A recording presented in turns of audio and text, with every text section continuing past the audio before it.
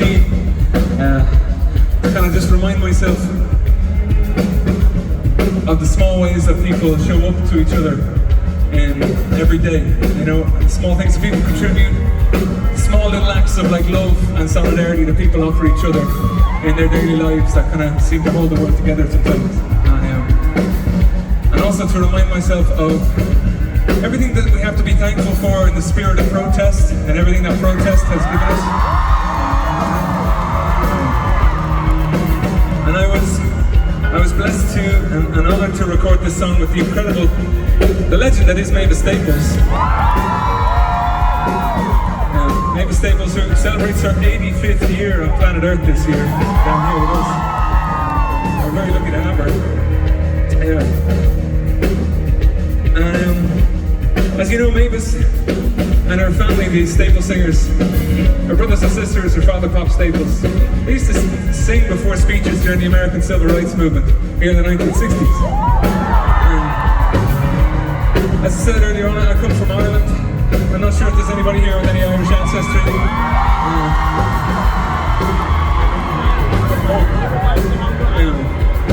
But why that was of some particular interest to me as an Irishman is that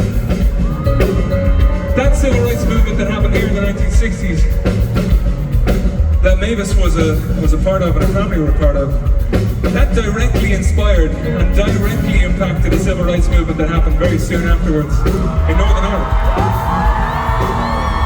And a time and place where not every citizen was guaranteed the right to vote, you know?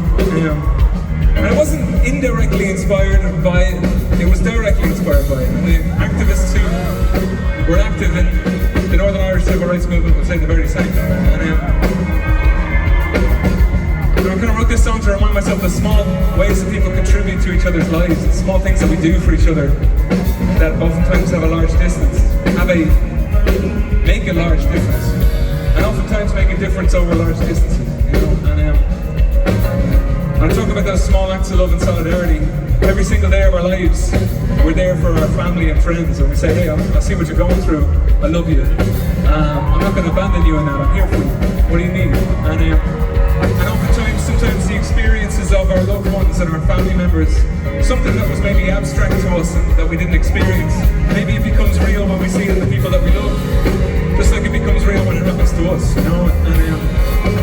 But it changes things, and I think when people do that in the same direction at the same time, when they just are an honest witness to the experience of their neighbours or to their family members, to the people that they love, to their community, I think history has changed forever. I think it changes things. There's nothing highfalutin, there's nothing too high concept about it. I think that's just how progress happens, you know. And like when our collective societies decided that every single citizen needs to have the right to vote, should have the inalienable right to vote, that was people just making decisions of conscience and seeing the experience of their neighbours. In the same way we take for granted so much, we take for granted that women should have a right to vote. That has to be fucking fought for tooth and nail. And we take it for granted, but it's within living memory, like not 100 years ago, it's within living memory that women weren't able to open a bank account without a male guardian's signature. And we take these things for granted, but again, it's a lot of times it's protests that we have to be thankful for. It's people organising, people recognising that things could change and things could be different.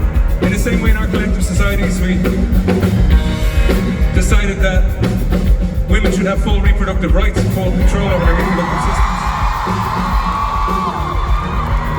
Something that Ireland only achieved in 2018, and something that in Ireland no politician would offer a mumbling fucking word over until people started organising and started getting on the streets, you know.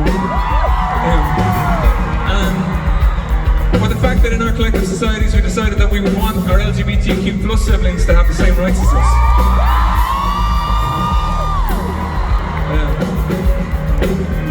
And I think New York is an incredible city for this, and I think genuinely at the centre of it people are good.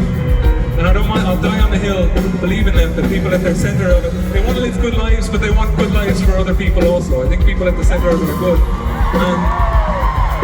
And people in any community wouldn't want their neighbours to live in fear of hatred around the corner. And now people in New York don't. Or the fear of racism waiting for them around the corner. Or to live in fear of anti-Semitism. Or to live in fear of Islamophobia, you know? And I think that's just people being an honest witness for each other. Just bearing witness to people's lived experiences, saying, okay, I see that. And in the same way in the 1980s that a lot of students were protesting, and there was a lot of divestment protests in the 1980s, as people recognised what was happening in South Africa, an apartheid system, and said, you know what, I don't want to profit off of, and I don't want to buy products off of a system that's profiteering off of apartheid, you know? There was a lot of protests, a lot of investment withdrew out of that system, and lo and behold, South Africa is no longer an apartheid state, you know? And in the same way, there's a lot of students at the moment, and a lot of students here in New York, protesting. As oftentimes, student protests are the sharp edge of society's conscience, you know?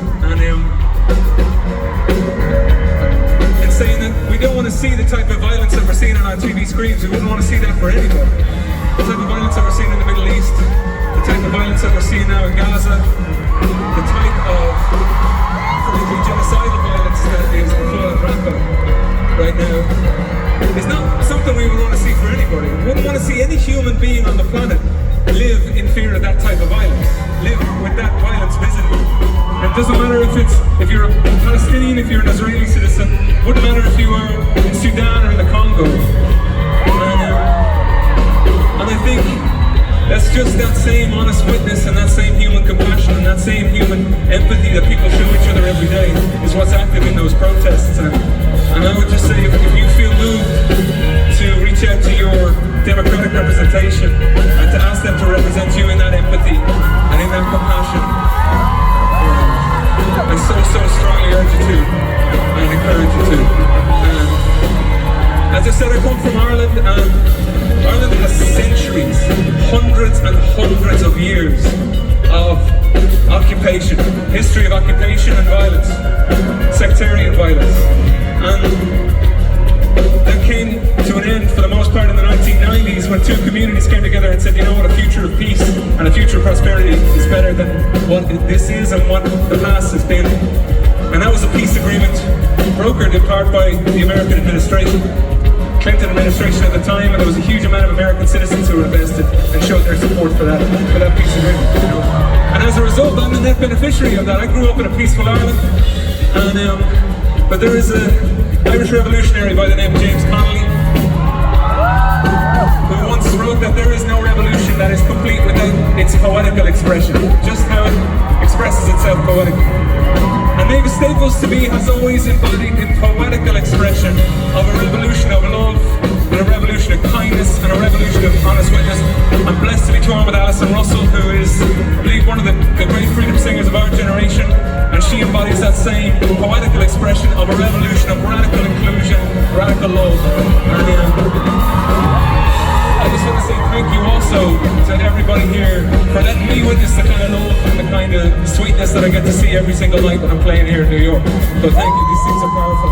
The way that people show up for each other, these things are powerful, you know. And thank you for your time, and thank you for your grace listening to me as well.